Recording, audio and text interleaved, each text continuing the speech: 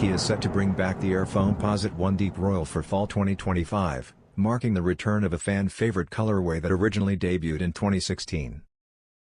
Known for its bold yet clean look, the sneaker features a glossy royal blue foamposite shell complemented by black nubuck eyestays, mesh tongues, and inner bootie.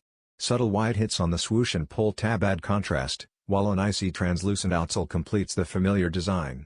The release follows recent reissues like the Anthracite and Eggplant, underscoring the silhouette's enduring appeal among longtime fans. While the Foamposite's mainstream popularity has cooled since its heyday, carefully curated retro releases like this continue to draw strong interest from collectors.